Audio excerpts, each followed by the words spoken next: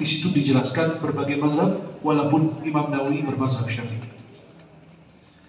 Imam Ibnu Qudamah menukil bahwa kurban itu disyariatkan berdasarkan Al-Quran, Sunnah, dan Ijma'.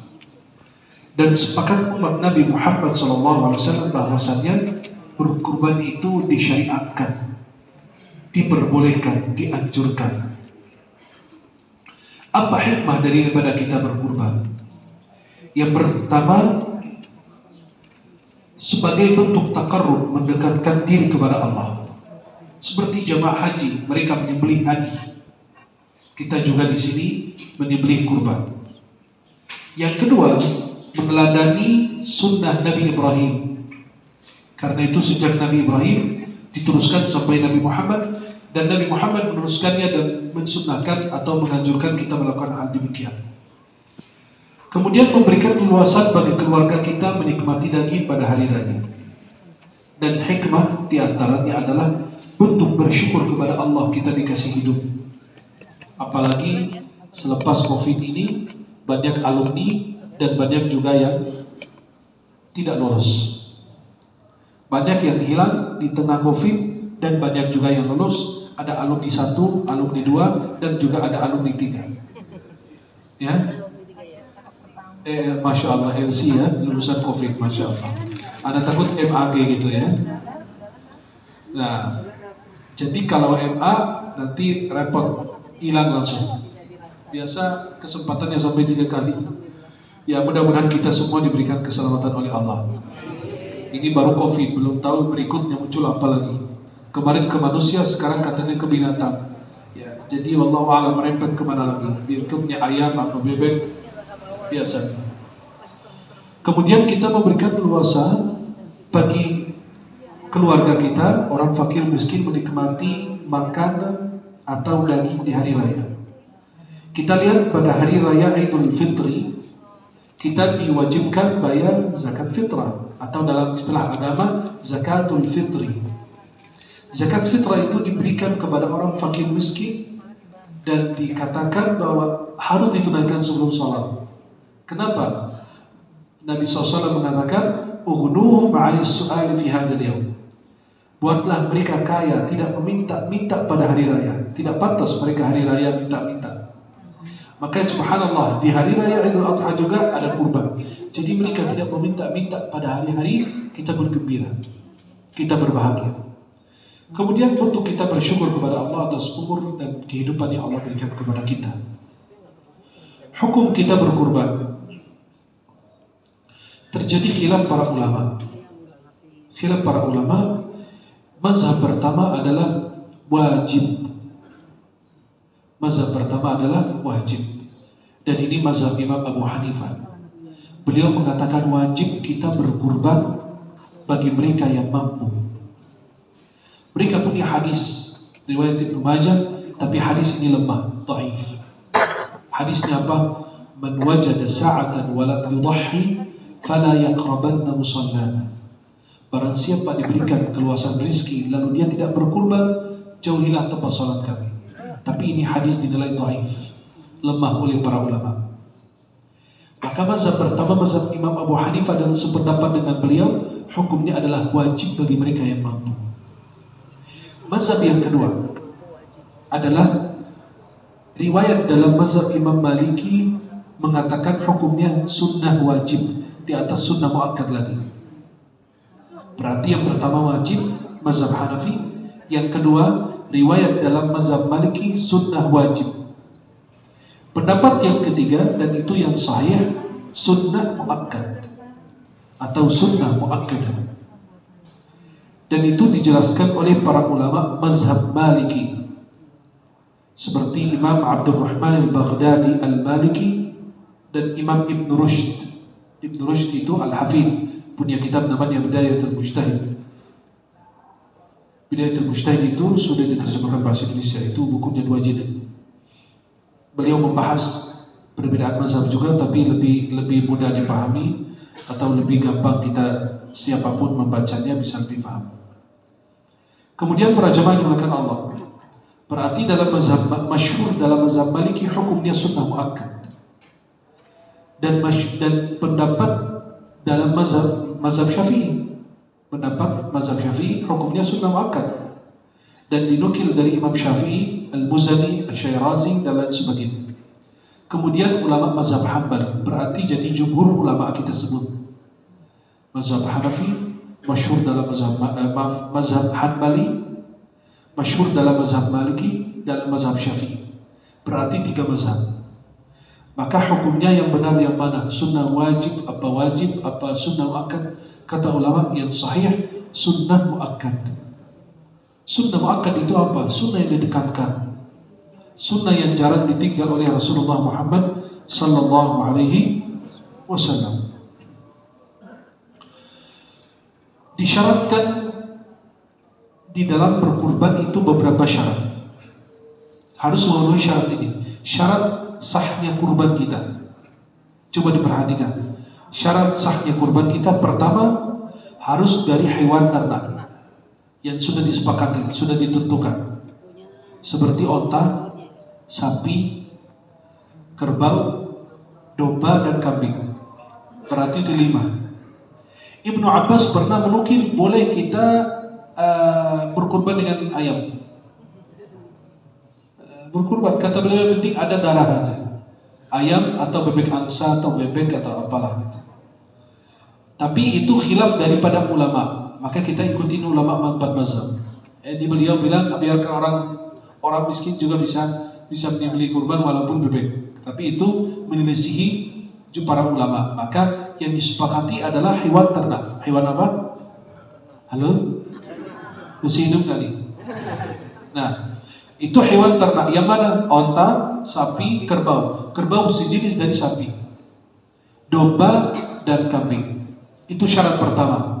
Berarti di luar yang saya sebut itu tidak. Kalau ada jamaah bilang, Syekh boleh nggak berkurban dengan rusa? Tidak boleh. Kenapa? Karena tidak dijelaskan, tidak ditentukan. Yang ditentukan adalah apa yang saya sebutkan tadi. Yang kedua, harus memenuhi kriteria umur yang sudah ditentukan. Kalau di bawah umur itu tidak sah, maka harus teliti dan harus hati-hati pada saat menyembelih hewan kurban.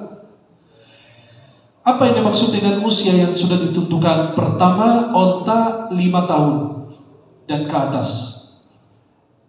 Yang kedua, sapi 2 tahun. Kalau bisa memasuki tahun ketiga. Kemudian kambing 6 bulan. Kambing 1 tahun. Kambing 1 tahun. 1 tahun lebih itu lebih bagus. Kemudian berikutnya domba 6 bulan. Ada yang mengatakan 7 bulan. Artinya apa? Makin besar, makin bagus.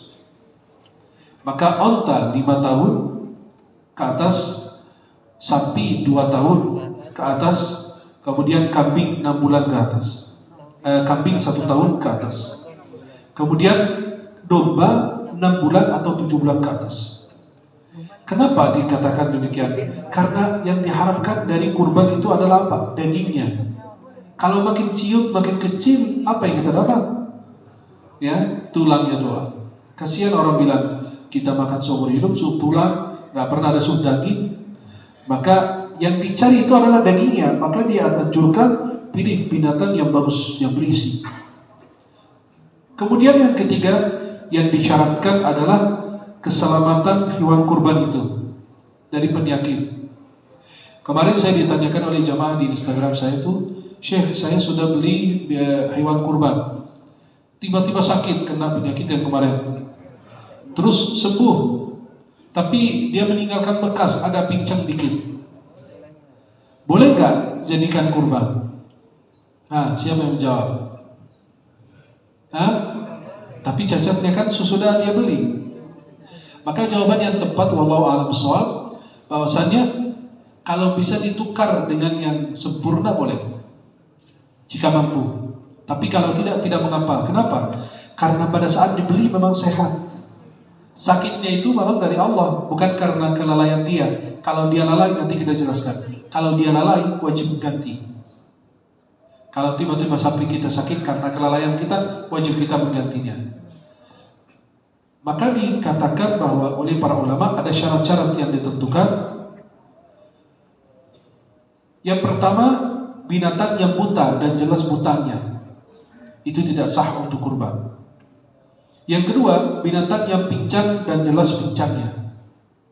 Yang ketiga, binatang yang sakit dan jelas sakitnya kelihatan. Kemudian binatang yang kurus dan habis lemaknya, tinggal tulang doang. Kadang-kadang kita lihat kambing kasihan gitu, apa yang mau diambil. Maka itu binatang itu tidak disyaratkan atau tidak disahkan sebagai kurban. Dia jelas butanya, jelas sakitnya, jelas pincangnya, ya, jelas kurusnya, habis lemaknya, itu tidak sah untuk kita berkurban.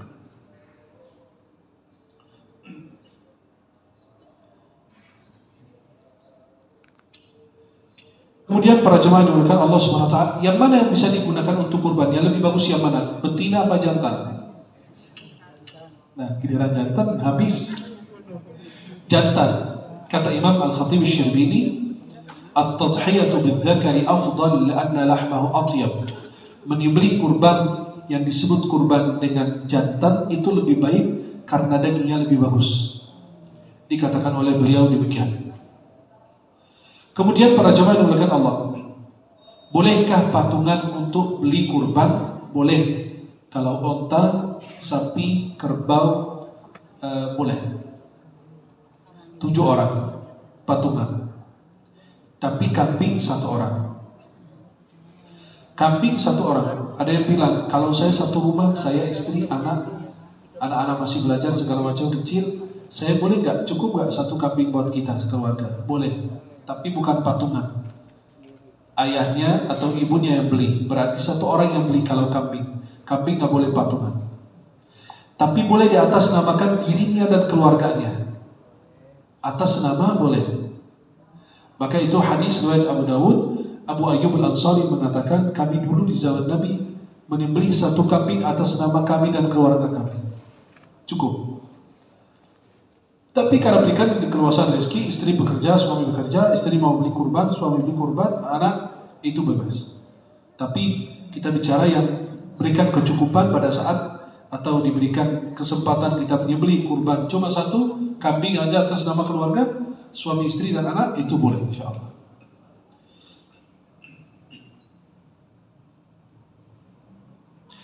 Hukum menjual kurban kita dan membeli yang lain atau ditukar.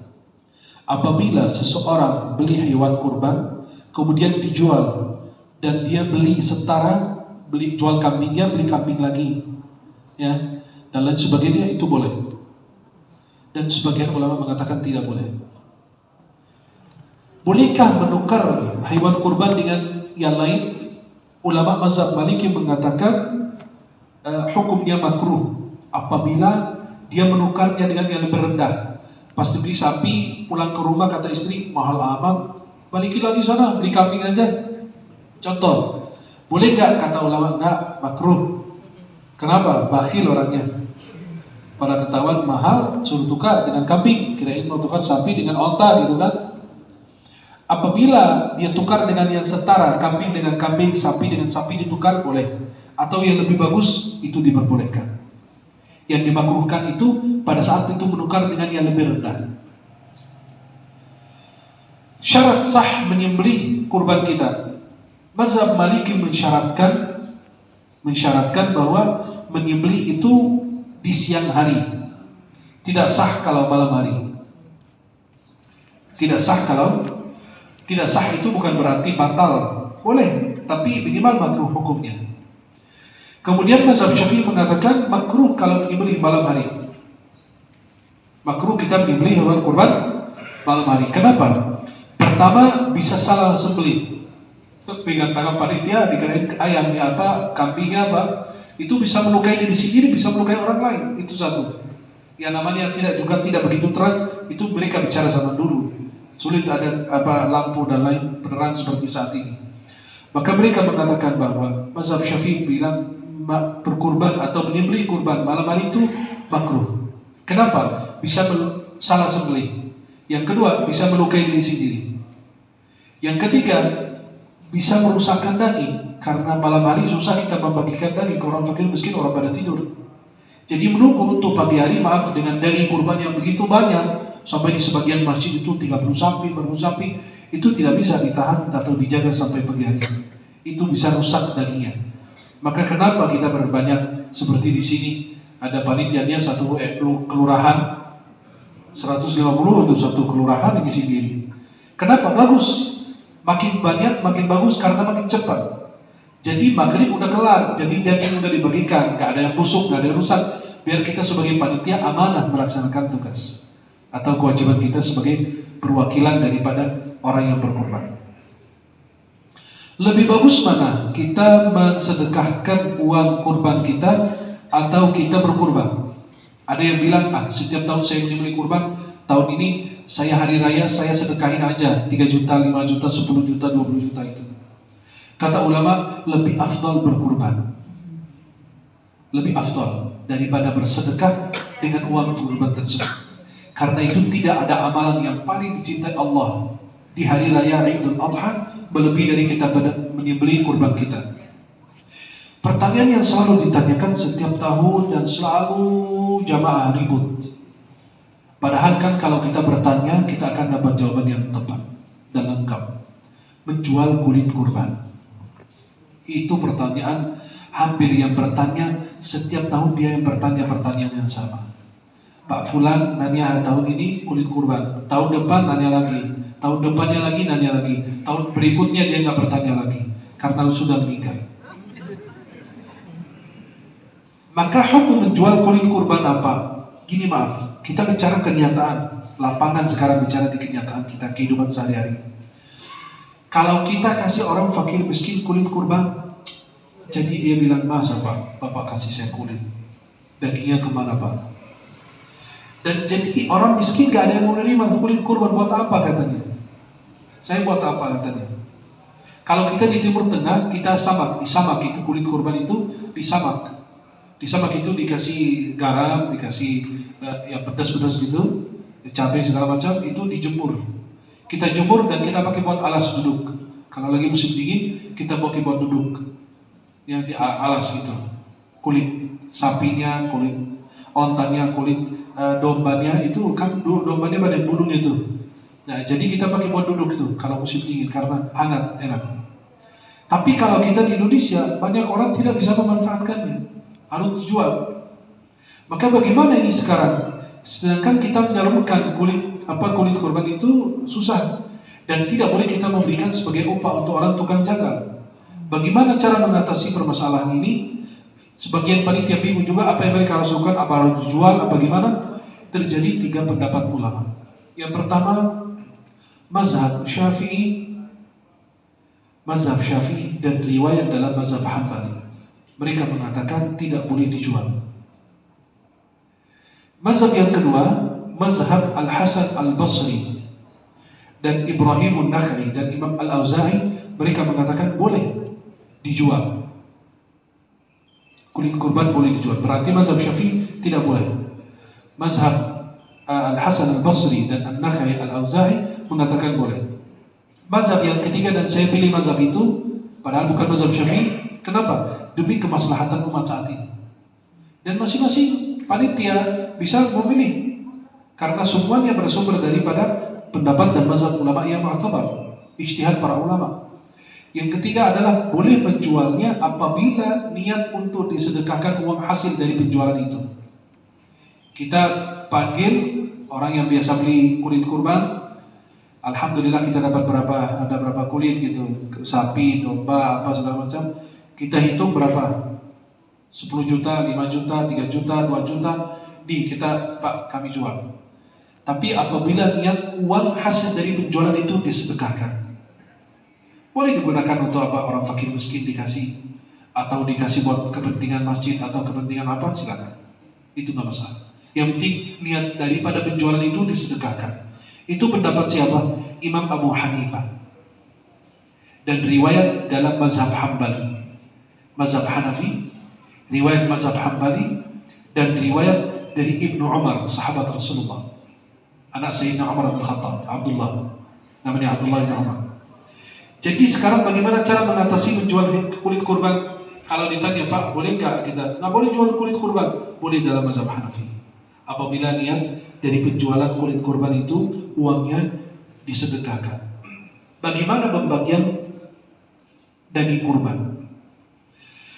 Diriwayatkan dari Ibnu Abbas, beliau mengatakan kita makan sepertiga, yang berkurban makan sepertiga, dan menghadiahkan sepertiga, dan bersedekah dengan sepertiga.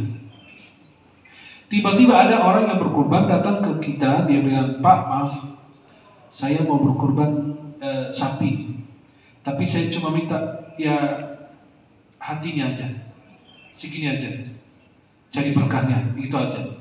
Selebihnya sedekahkan atau hadiahkan, ya, sedekahkan semua. Itu bagus, ya, bagus. Tapi dia ngambil apa? Sebagian, kenapa? Sebagai berkah, tabarruk gitu. Ya dia makan dari daging kurbannya sendiri. Tapi kalau ada yang bilang buat semua lillahi ta'ala, itu bagus juga. Yang tidak bolehkan pada saat Anda makan daging kurban sendiri semua dan tidak ada yang disedekahkan. Kata ulama, minimal aja yang dikeluarkan. Contoh ada orang bakhil gitu, mau kurban tapi dia makan sendiri. Saking bakhilnya gitu.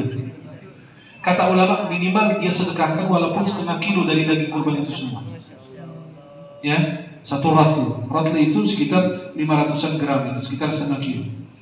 Kalau dia keluarin setengah kilo, sisanya dimakan, makan aja nggak apa-apa, biar puas, biar kenyang. Ya, maka itu untuk perhatikan. Maka kurban itu ada yang bilang disedekahkan semuanya, silakan. Tapi dimakan semua, tidak dibagikan, itu tidak dianjurkan. Maka dibagi sepertiga. Sepertiga pertama untuk kita yang berkurban, sepertiga kedua untuk teman-teman, sahabat, tetangga, hadiah-hadiah gitu. Yang ketiga itu disedekahkan buat orang fakir miskin. Ada pertanyaan di sini. Saya punya tetangga non-muslim, boleh nggak saya kirimin daging kurban? Kata ulama, boleh menghadiahkan kepada orang kafir dhimmi, bukan kafir harbi. Kafir harbi itu beda dengan kafir dhimmi. Kan kita tahu kafir itu ada beberapa macam. Kafir harbi antara kita dia dan dia tidak ada perdamaian. Seperti kita dan Israel. Ya, la'natullah. Israel itu kan kita tidak ada perdamaian. Ada peperangan antara kita. Maka itu disebut kafir harbi. Kecuali kalau dia masuk ke Indonesia dengan visa dari Indonesia, dari kedutaan Indonesia, dia masuk ke Indonesia wajib diamankan, tidak boleh dibunuh. Jelas? Itu namanya mu'ahad. Mu'ahad itu yang diberikan perjanjian, keamanan. Kamu boleh masuk negeri saya, nih visanya. Berarti kalau dikasih visa berarti diamankan, nggak boleh diganggu, nggak boleh dibunuh. Kecuali kalau dia melakukan pelanggaran. Maka bolehkah kita memberikan kepada orang non-muslim tetangga saya? Boleh. Niatnya apa? Bukan sedekah, niatnya hadiah. Apabila dia saudara kita tapi masih non-muslim, atau kita mengharapkan keislamannya, nanti dia tertarik, wah orang muslim masya Allah dia punya kurban dikirim ke saya. Ada bertanya juga kemarin begini, ada di komplek kita non-muslim dia kirim kurban. Ada jamaah kemarin bertanya di komplek beliau itu ada siapa gitu, ada ibu-ibu tuh non-muslim, tapi dia senang itu kirim kurban setiap tahun. Kirim. Kata panitia, kita terima nggak ya? Nah, pertama mereka nolak katanya. Ya karena kami nggak tahu, nggak bisa, ini kan beda agama kata dia. Saya bilang boleh diterima. Dia dapat pahala menyembelih, dapat pahala daging doang. Kan orang berbuat baik siapa dikasih pahala oleh Allah, tapi dia dapat di dunia, di akhirat nggak ada. Beda dengan orang beriman. Jelas? Maka kalau ada yang kirim, terima aja nggak masalah. Dia dapat pahalanya di dunia. Tapi di akhirat tidak ada, karena dia belum beriman kepada Allah SWT. Atau kita punya pembantu non-muslim, kita boleh kasih daging kurban, boleh hadiah. Atau kita punya karyawan, boleh hadiah, itu nggak masalah. Kemudian bolehkah kita berhutang untuk beli hewan kurban? Ya, kata ulama, berkurban itu hukumnya sunnah muakkadah, artinya bukan wajib. Jangan membebani diri sendiri. Terus kalau saya punya hutang dan mau berkurban, ya, bagaimana? Kata ulama, dahulukan hutang daripada berkurban. Membayar hutang wajib, berkurban sunnah. Dahulukan yang wajib daripada yang sunnah. Kemudian ada yang mau berhutang untuk beli kurban. Kata ulama, boleh saja, nggak apa-apa. Tidak diwajibkan dan tidak dibebankan bagi orang tersebut. Akan tetapi kalau dia mau berhutang, boleh apabila dia punya penghasilan yang akan menutupi hutang itu. Contoh, dia punya gaji bulanan, dia punya pekerjaan, punya usaha. Di situ dia menutupi hutang, boleh. Kenapa? Saking besar pahala kita berkurban. Maka boleh kita berhutang apabila kita punya penghasilan yang insya Allah bisa menutupi hutang kita tersebut. Apa yang dia ucapkan pada saat kita menyembelih kurban? Allahumma hadza anni wa an ahli baiti. Sebagaimana yang diriwayatkan dari Nabi, ya Allah, ini dari aku dan dari keluargaku. Nah, nanti akan termasuk orang yang hidup maupun orang yang meninggal. Semua termasuk. Antum gak usah sebut aja, maaf, antum mau menyembelih kambing, ya Allah, ini dari fulan dan keluarga fulan. Boleh dihadiahkan atas nama beliau satu kambing, kebagian pahala. Orang tua yang sudah meninggal, yang masih hidup, semua kebagian. Kalau bertemu akikah dan kurban, boleh gak digabung satu niat? Boleh untuk orang malas. Jadi niat, ya Allah, ini kambing buat kurban sekalian akikah, ya Allah. Itu kata ulama lebih bagus dipisahkan. Karena kurban menebus diri, akikah menebus anak, beda tujuan. Tapi kata ulama, dan dipisahkan lebih bagus. Kata mazhab Hambali, boleh kalau diniatkan bisa. Kalau dia tidak mampu beli dua, maka boleh diniatkan itu dalam mazhab Hambali. Kemudian para jemaah dimuliakan Allah, bolehkah kita berkurban atas nama orang yang sudah meninggal? Kata ulama, berkurban atas pada dasarnya berkurban atas nama orang yang masih hidup. Akan tetapi terjadi khilaf para ulama, bolehkah kita berkurban atas nama orang meninggal? Terjadi 3 pendapat. Pendapat pertama, membolehkan hal demikian, berkurban atas nama orang meninggal. Hadis mereka ada hadis riwayat Abu Dawud bahwa Sayyidina Ali bin Abi Thalib berkurban atas nama Nabi Muhammad sesudah wafat beliau. Kalau itu dilarang, gak mungkin beliau lakukan. Maka itu mazhab pertama bilang boleh, dan ini dalilnya. Maka kalau ditanya, Pak, kok Bapak berkurban atas nama yang meninggal, kan gak sah, Pak? Ya, itu bilang karena Sayyidina Ali berkurban atas nama Nabi SAW, dan hadis riwayat Abu Dawud dan Imam Baihaqi. Kemudian pendapat yang kedua, mazhab Syafi'i mengatakan tidak sah berkurban atas nama orang yang meninggal kecuali kalau ada wasiat atau ada nazar. Orang sebelum meninggal itu berwasiat, nah, tahun ini kepingin Bapak berkurban, saya wasiatkan kalian, kalau saya meninggal tolong berkurban. Itu boleh apabila dia ada wasiat atau nazar. Yang ketiga, mazhab Maliki mengatakan hukumnya makruh. Mazhab Maliki mengatakan makruh kalau kita berkurban atas nama orang yang meninggal. Terus di antara 3 mazhab ini yang mana yang benar? Kata ulama, mazhab yang membolehkan kita berkurban atas nama orang yang meninggal. Dengan apa yang dilakukan Sayyidina Ali atas nama Rasulullah Muhammad SAW dan hadis dari riwayat Abu Dawud dalam sunan beliau. Dianjurkan di dalam hadis Nabi SAW agar kita tidak memotong kuku dan rambut bagi mereka yang berkurban. Tapi siapa yang dimaksud di sini? Kata ulama, ini hadis riwayat Muslim dalam sahih beliau dari Ummu Salamah. Apabila masuk 10 hari pertama Zulhijjah dan kalian hendak berkurban, menahan tidak memotong kuku dan rambut. Yang dimaksud siapa? Keluarga yang berkurban? Tidak, yang bersangkutan doang. Contoh, sapi 7 orang, yang 7 orang itu aja, jangan bawa-bawa keluarganya. Biar tidak menahan, tidak memotong kuku dan rambutnya. Tapi tiba-tiba ada yang memotong kuku dan rambut dan dia mau berkurban, hukumnya jadi gimana? Kata mazhab Syafi'i, disunnahkan tidak memotong kuku dan rambut. Kemudian mazhab Hambali mengatakan haram memotong kuku dan rambut bagi mereka yang mau berkurban. Mazhab yang ketiga, mazhab Maliki dan Hanafi mengatakan tidak sunnah dan tidak makruh, boleh. Kalau tiba-tiba ada yang lupa, kemudian mereka memotong kuku dan rambut, lupa, kata ulama tidak mengapa baginya. Tapi kalau disengaja, berdosa dan cukup beristighfar dan tidak ada denda atau kafarat. Pendapat yang mana yang sahih? Ada yang bilang sunnah, ada yang bilang haram. Ya, sunnah tidak memotong kuku dan rambut. Kemudian ada yang bilang haram. Yang ketiga ada yang bilang tidak makruh dan tidak sunnah. Yang mana yang benar? Mazhab Syafi'i mengatakan sunnah tidak memotong kuku dan rambut. Apabila dilanggar karena lupa, maka tidak mengapa. Akan tetapi kalau dilanggar karena sengaja, cukup beristighfar karena berdosa, melanggar sunnah Nabi SAW, dan tidak ada kafarah atau denda baginya.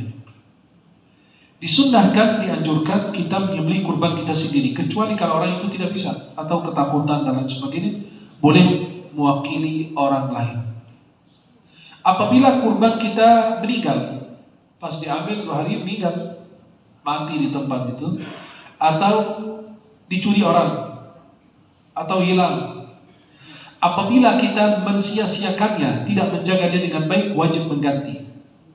Tapi kalau tiba-tiba dia kita kasih makan minum semua, dilayani dengan bagus, dijaga, tiba-tiba mati sendiri, kata ulama tidak mengapa, tidak perlu wajib diganti. Kemudian makruh ketika menyembelih kurban kita untuk mengasahkan pisau kita di depan binatang. Digini, binatang nanti, astagfirullah. Kita aja lihat dia aja udah ngeri gitu, ini apalagi binatang kan, nggak bisa ngomong. Maka mengasahkan pisau itu di depan binatang itu nggak bagus. Maka itulah orang yang berkurban itu atau tukang jagal itu perlu dibekali dengan ilmu juga. Kayak bagaimana cara menyembelih dengan baik. Kenapa? Karena pada saat umat Islam melakukan hewan kurban itu kan di tempat di lapangan, di tempat terbuka. Ada yang bisa ngambil video, disebar, kemudian orang bilang umat Islam begini begitu. Padahal itu Islam tidak pernah demikian. Cuma hanya kelakuan daripada seseorang, kesalahan dari satu orang ini, karena dia tidak memahami ilmunya yang benar. Kemudian itu yang pertama, mengasahkan pisau di depan binatang itu tidak dianjurkan. Apalagi binatang ngeliatin. Nah itu nggak boleh. Yang kedua, menyembelih binatang di depan binatang yang lain. Kadang-kadang itu pernah saya lihat, diceritakan, saya nggak lihat sendiri. Itu tukang jagal yang sadis, kayak Hitler gitu. Kambing disembelih sebelah kambing, bikin darah semua berantakan. Jadi orang begitu tidak boleh. Maka saya anjurkan kalau bisa pakai kain atau pakai apa, binatang yang mau disembelih ditarik di sini. Ya, jadi binatang ditarik, selesai disembelih ditarik ke sana biar tidak dilihat oleh binatang yang lain. Kenapa? Nabi SAW bersabda, Inna Allah kataba al-ihsana ala kulli syai. Idza qataltum fahsinul qitla, wa idza dabahtum fahsinul dhibha. Wa liyuhidda ahadukum syafratah, wa liyurih dhabihata. Apabila kalian sesungguhnya Allah menetapkan berbuat baik kepada segala sesuatu.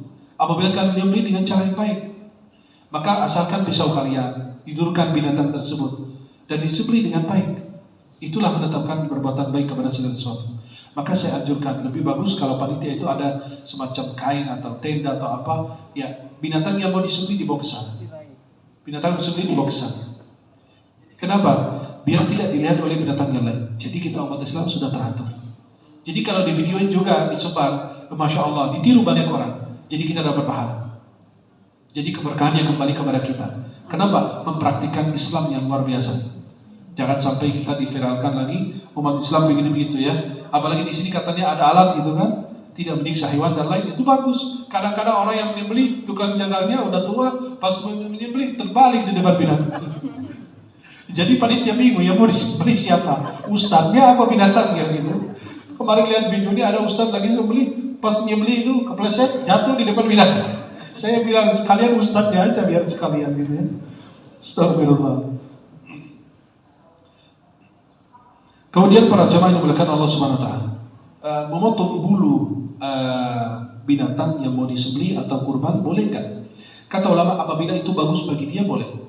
Seperti domba, kan bulunya lebat gitu.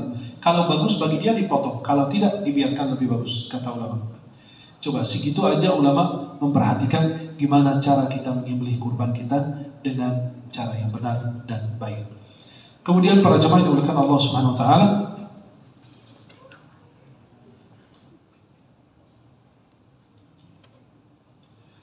kalau seandainya kita pada saat menyembelih kurban kita, kadang-kadang orang yang mau berkurban bawa kambing. Terus dia kasih kambing, Pak, nih kurban saya tahun ini, tapi maaf saya ada kolesterol, nggak bisa makan kambing, bisa nggak minta sapi? Astagfirullah, sering gitu ya. Bilang Pak, kalau Bapak kolesterol, nggak usah beli kambing lagi, beli sapi aja ya. Kalau nggak, patungan aja gitu kan. Kadang-kadang unik, minta bawa kambing minta sapi, bawa sapi minta onta gitu ya. Subhanallah. Maka itu boleh insyaallah kalau kan bagian daripada hadiah boleh diambil. Yang terakhir yang saya mau bahas itu seputar panitia kurban. Biasa panitia kurban, baru kurban pertama udah bikin sate langsung. Ya, bolehkah mereka makan dari hewan kurban itu? Boleh. Ya, diperuntukkan karena itu sebagai kerja sosial, maka diperbolehkan. Ada yang kiaskan panitia kurban dengan tukang jagal, itu nggak boleh, nggak bisa disamakan dengan tukang jagal. Mereka itu cuma pelaksana, beda dengan yang menyembelih. Maka pada saat panitia kurban memakan dari daging kurban boleh. Kenapa? Karena ada sepertiga yang buat hadiah dan mereka juga bekerja, maka itu tidak mengapa kalau mereka makan atau masak daripada daging kurban tersebut. Ya. Kemudian ada pertanyaan satu lagi berkaitan dengan tukang jagal. Ada yang kasih kepala dan kaki sebagai upah, itu nggak boleh, haram. Boleh dalam satu hal. Boleh kita memberikan kepala atau daging atau kaki daripada hewan kurban kepada tukang jagal apabila niatnya hadiah atau niatnya sedekah karena dia orang fakir miskin, boleh. Dan itu di luar pembayaran beliau, diperbolehkan. Maka panitia kurban juga boleh memakan dari daging kurban, karena ada yang kiaskan dengan tukang jagal, itu kias yang berbeda. Maka boleh panitia kurban memakan dari daging kurban pada saat mereka lagi pelaksana dan lain sebagainya. Ya, mudah-mudahan ini yang saya bisa sampaikan. Nanti insya Allah bisa berikan kesempatan luas sahabat jamaah yang mau bertanya, atau ada yang kurang jelas, atau ada yang mau didiskusikan, dipersilakan. Wallahu ta'ala a'lam wa a'lam bissawab. Nah, ada pertanyaan dari YouTube nih, saya dari Rijal.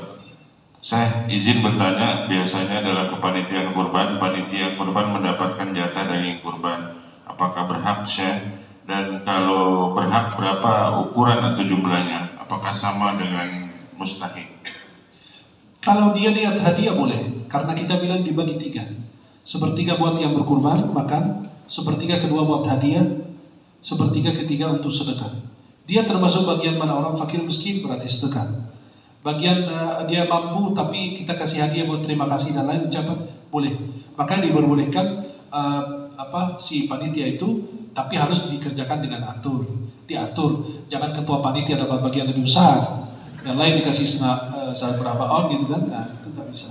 Maka lebih bagus kalau dikasih ya secukupnya lah, karena dia dapat dari kita, dapat dari yang lain, dan lain sebagainya. Maka diberikan, tidak diatur, tidak harus ditentukan. Ya, maka lebih bagus ya sewajarnya lah itu. Kita biasa berapa, setengah kilo, bagi-bagi aja boleh. Setiap panitia kurban dapat setengah kilo atau 1 kilo, silakan. Itu boleh mereka dapat, bentuknya hadiah atau sedekah. Wallahu a'lam. Silakan kepada Bapak Ibu.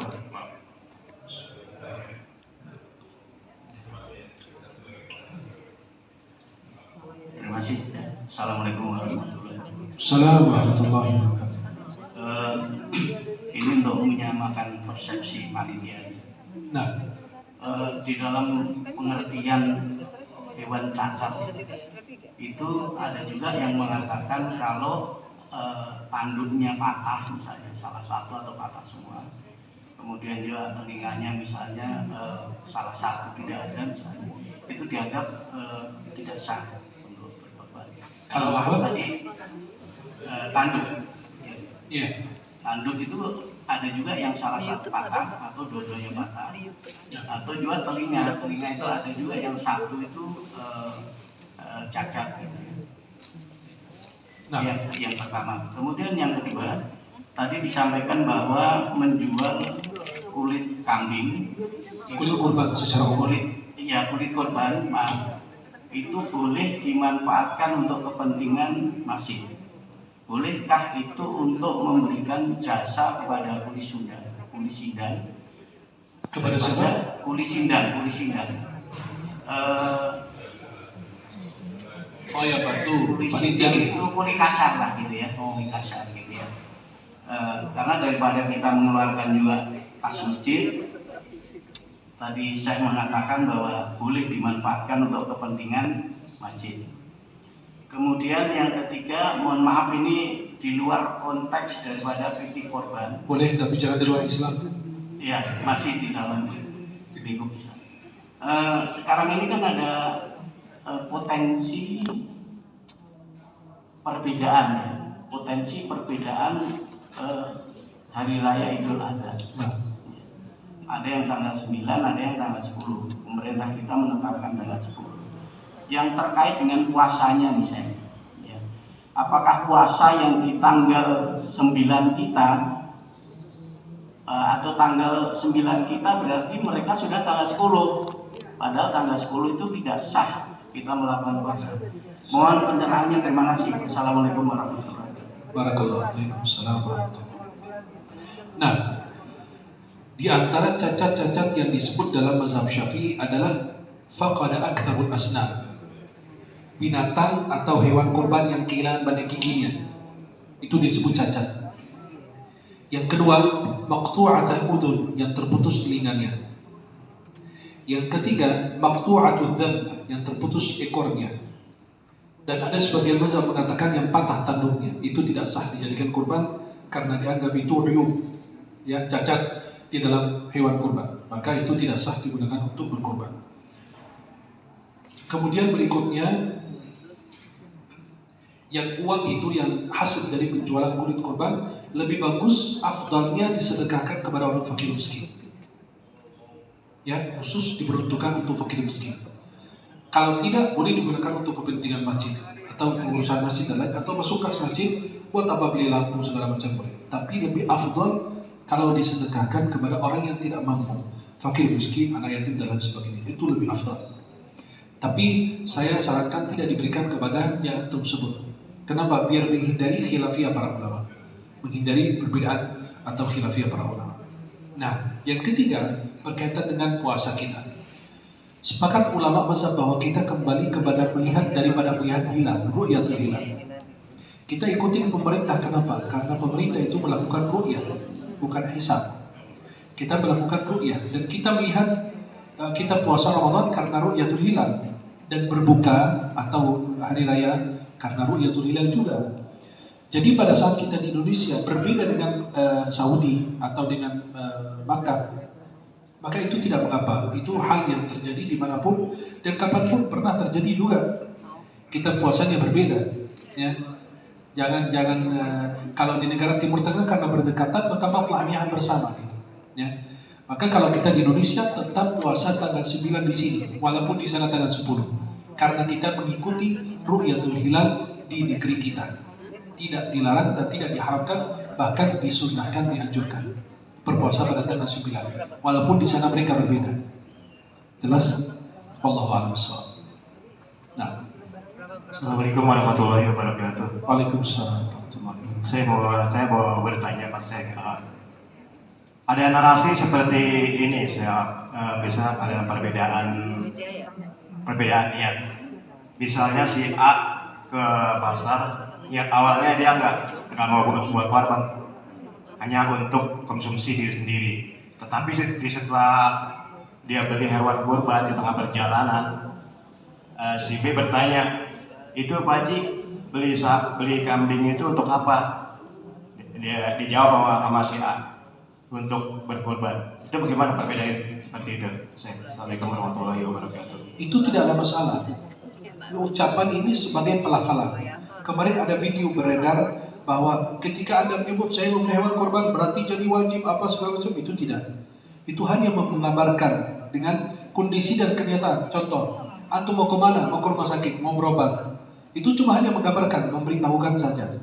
Maka pada saat saya ke pasar atau kemanapun, mau ngapain, mau beli hewan kurban, itu hanya memberitahukan dengan kondisi saya atau apa yang saya lakukan. Itu bukan sebagai niat. Niat itu sudah bertekad, berazam di dalam hati. Berbeda itu dengan pelafalan. Jadi kadang-kadang nggak cuma kayak gitu, niat dengan pelafalan lisan. Jelas? Maka kata ulama mazhab Syafi'i, kalau pada saat sholat itu, kalau niat di hati kemudian dilafalkan oleh lisan. Kenapa? Menguatkan yang di dalam hati. Tapi cuma hanya pelafalan saja, pemberitahuan, dan itu saya mencarinya dalam mazhab-mazhab tidak ada yang mewajibkan. Hanya ulama mengatakan tidak masalah. Pada saat Anda memberitahukan Anda mau beli hewan kurban, itu juga tidak diwajibkan. Tiba-tiba sampai ke pasar, ternyata uang Anda tidak cukup, tidak diwajibkan. Beda dengan bernazar. Bernazar itu berarti bertekad, berazam, berniat bahwa saya harus berkurban tahun ini. Itu jadi sebuah kewajiban. Dan nazar, kurban nazar itu tidak boleh kita makan, sedikit pun nggak boleh. Contoh, antum bilang, saya nazar, saya akan beli kurban tahun ini, nazar lillahi ta'ala. Maka pada saat untuk nazar, antum nggak boleh nyentuh untuk kurban, semua harus keluar lillahi ta'ala. Jelas? Maka pada saat antum memberitahukan orang itu bukan niat dan sebuah kewajiban antum harus berkurban dan lain sebagainya atau jadi kewajiban, tidak. Karena pada dasarnya kurban itu sunnah, kecuali yang anda wajibkan bagi diri anda sendiri sebagai nazar atau sebagai suatu kewajiban yang harus dilaksanakan. Wallahu a'lam. Jelas apa? Walaupun ada perbedaan, tetap kita gini, kita meneliti dulu antara mazhab-mazhab, kemudian kita ngambil kemaslahatan kita yang mana, kemaslahatan umat. Kenapa? Islam kita itu agama rahmah, kasih sayang, tidak membebani kita. Seperti menjual kulit kurban, kan susah. Kalau kita bagiin ke orang fakir miskin, dibalikin lagi. Jadi kita mencari mazhab yang membolehkan. Seperti antum kalau di Saudi, lagi tawaf, bersentuhan dengan perempuan, batal nggak? Batal kalau sampai. Kenapa? Kemaslahatan kita di sana untuk benar pakai mazhab Hanafi. Karena kalau pakai mazhab Syafi'i, antum nggak pulang-pulang. Udah di sana aja di masjid. Apalagi maaf, antum kalau lihat musim haji berdesak-desakan bukan main. Memang tidak ada disengaja nyentuh istri orang, nggak ada. Ya, tetapi karena memang kondisi, apalagi Ramadan, pertengahan Ramadan sampai akhir Ramadan, waduh, saya kalau lihat dari atas lantai 3 itu manusia kayak semut. Semut betul, itu sebelum pandemi aja, antum lihat dari lantai 3 dan suara jamaah itu, masya Allah orangnya. Kenapa?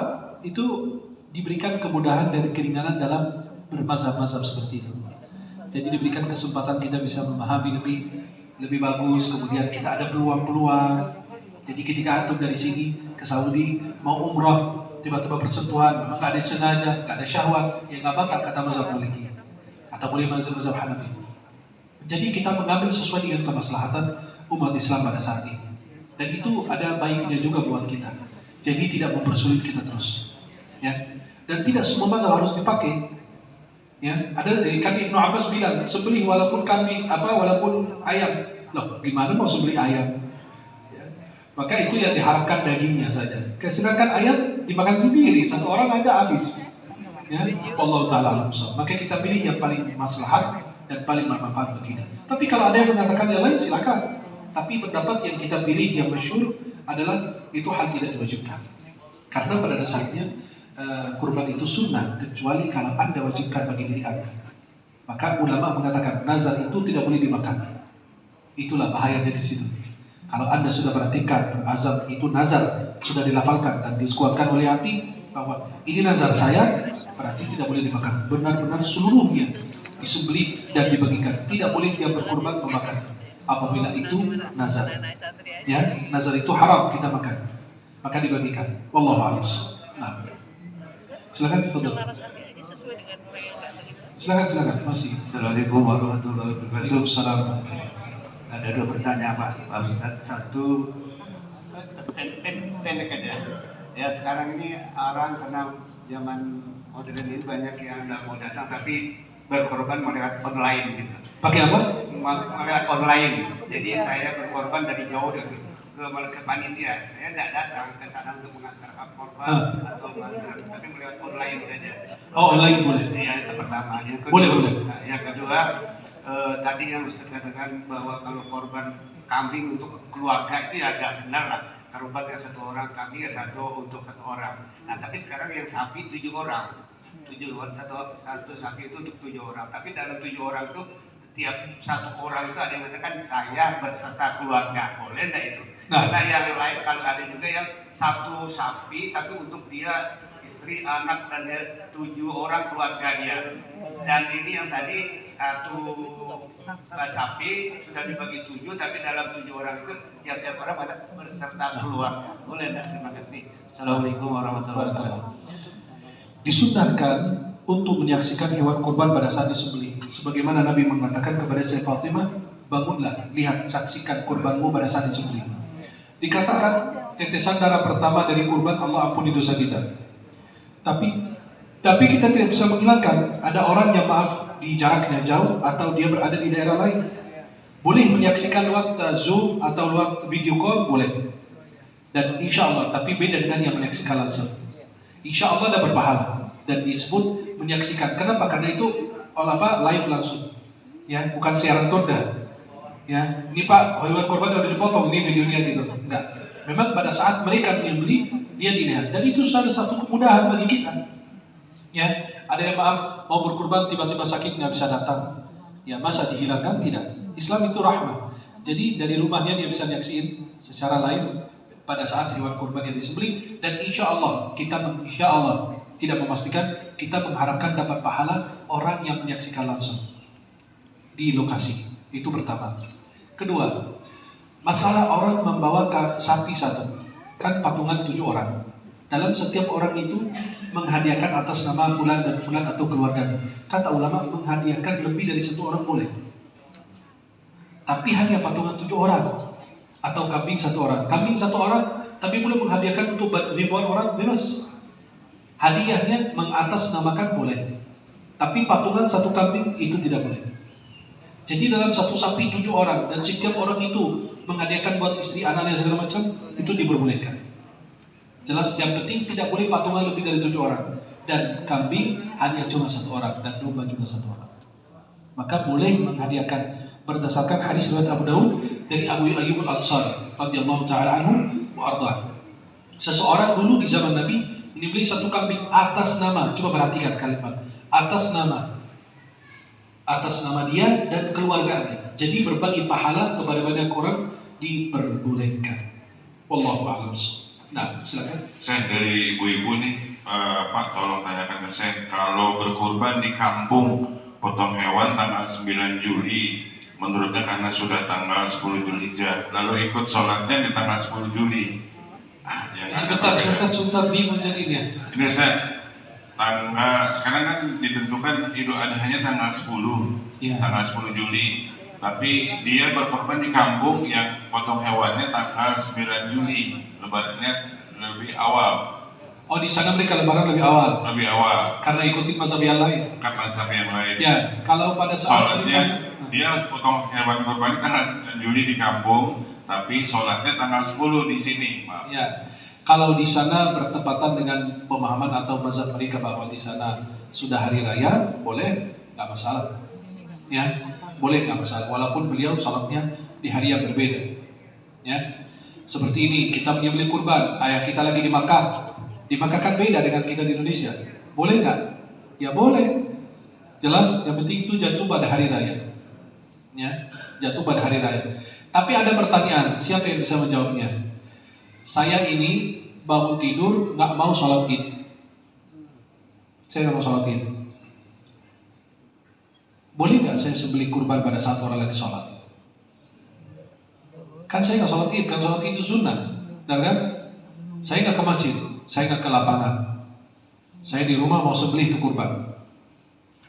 Boleh nggak? Hah? Kata ulama apa? Harus menunggu.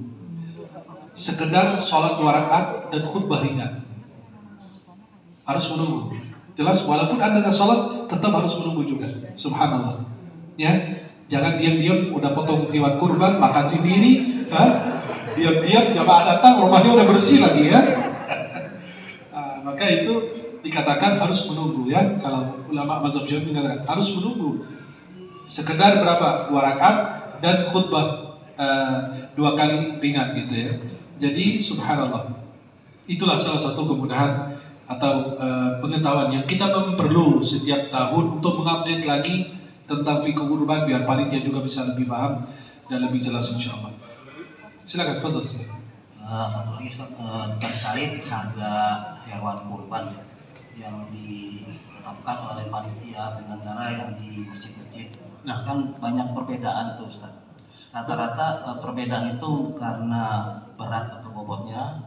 Terus kemudian yang kedua biaya penyelenggaraan yang memang dibebankan kepada si pengurban. iya. Dan yang ketiga ada karena sedikit keuntungan yang diambil oleh panitia atau masjid untuk Panitia. Antum singgung siapa maksudnya? ya, Ya nggak apa-apa, nggak apa-apa. Ya, itu Coba maksudnya- diisut bukannya biar kelihatan siapa beliau. Ya maksudnya itu apakah ada rujukan atau hukum fikihnya untuk Tidak ada. para pembeli, para pengorban untuk membeli dari yang harga yang murah atau yang lebih di atasnya, dan juga buat panitia penyelenggara apakah hukumnya seperti apa gimana? Kan gini, pada saat antum membeli kurban, maaf, kan panitia udah jelaskan, Pak ini harganya 20 juta. Jelas? Mohon dipahami dengan baik. Antum bilang, panitia kan bilang, Pak ini harganya 20 juta. Tapi ada biaya 1 juta untuk pemotongan dan lain sebagainya. Kan udah dijelaskan, maka harus lebih amanah. Panitia menjelaskan, Pak ini harga, ini sapinya, kambingnya apa, sekian. Tapi kami ada tambahan biaya sekian. Maaf, antum kalau potong di rumah juga panggil tukang jagan, pasti kasih uang yang sama. Jelas? Maka itu sudah menjadi adat atau sesuatu yang disepakati, sesuatu yang dipahami siapapun. Maka saya sepengetahuan Anda juga, panitia pasti menjelaskan kepada orang yang mau berkurban, Pak ini hewan kurban sekian, tapi ada biaya untuk pemotongan segala macam sekian. Karena kalau dia potong di rumah juga tetap sama pembayarannya. Jadi mungkin dilebihkan sedikit. Kenapa? Maaf. Ini hewan kambing ini 3 juta. Pemotongan kambing itu berapa, maaf? 200. Ditambahin jadi 250. Nah, Pak ini 250 tambahannya. Loh, orang potong kambing 200 dong. 250. 50 itu belum beli tali, beli kantong kresek. Kamu beli banget 50.000 aja dipertanyakan. Hah? Ya, jadi kita harus detail. Kenapa? Biar kita amanah. Pak, ini kan wajar. Kenapa? Karena kan perlu kantong plastik. Perlu beli timbangan. Kan timbangan tahun kemarin udah berkarat. Buatan Cina. Nah, itu berkarat, udah rusak. Kita perlu beli lagi. Jadi bukan masjid yang ngeluarin, tapi orang yang berkorban. Jadi sedekah bagi dia juga. Untuk tahun depan bisa dipakai lagi, dia dapat pahala. Jelas? Tapi kita lebih detail menjelaskan. Hewan kurban ini sekian. Ini pemotongan sekian. Plus ada tambah 50.000, 100.000, 200.000. Itu buat apa, Pak? Ini kami beli tali, kami beli plastik, kami beli ini, kami beli itu, beli pisau segala macam itu. Itu dijelaskan. Dan itu tidak bersoalkan. Dalam fikih itu kembali kepada adat istiadat kita seperti apa. Kan itu hal yang disepakati. Karena kalau antum potong di rumah, beli plastik juga, beli tali juga, beli ini juga, bayar tukang jaga. Jadi hampir sama dengan kita lakukan di rumah. Jelas? Hati-hati panitia nanti tersinggung. Wallahu a'lam bishawab. Cukup bisa ditutup. Barakallah. Mudah-mudahan Allah Subhanahu wa taala memberikan pemahaman dalam setiap pelaksanaan ibadah kita agar kita melaksanakan ibadah sesuai dengan apa yang dianjurkan Rasulullah Muhammad sallallahu alaihi wasallam. Mudah-mudahan kita semua diberikan kesehatan, keberkahan dan diberikan keluasan rezeki oleh Allah agar kita bisa melaksanakan kurban walaupun dengan seekor kambing. Insyaallah biar kita mendapatkan keberkahannya, pahalanya, dan mudah-mudahan Allah Subhanahu wa taala berikan keselamatan bagi diri kita, keluarga kita, dan mudah-mudahan Allah pertemukan kita di dunia dalam taat dan di akhirat di surga Allah Subhanahu wa taala. Mudah-mudahan Allah senantiasa meridai kita, Allah senantiasa merahmati kita, dan Allah Subhanahu wa taala berikan kesehatan, keberkahan, dan keluarga kita yang sedang sakit diangkat penyakitnya oleh Allah, yang sudah wafat diampuni dosanya oleh Allah. Mudah-mudahan anak keturunan kita menjadi anak saleh dan salihah. Mudah-mudahan keluarga kita menjadi sakinah mawaddah warahmah. Mudah-mudahan Allah jauhkan kita dari segala keburukan, segala kemudaratan. Amin ya rabbal alamin. Rabbana taqabbal minna innaka antas samiul alim wa tub 'alaina rahim. Rabbana atina fid dunya hasanah wa fil akhirati hasanah wa qina adzabannar. Sallallahu ala sayyidina Muhammad wa alihi wasallam walhamdulillahi rabbil alamin. Subhanakallahumma wa bihamdika asyhadu an la ilaha illa anta astaghfiruka wa atubu ilaik. Assalamualaikum warahmatullahi wabarakatuh. Salam. Ibu bapak di depan ada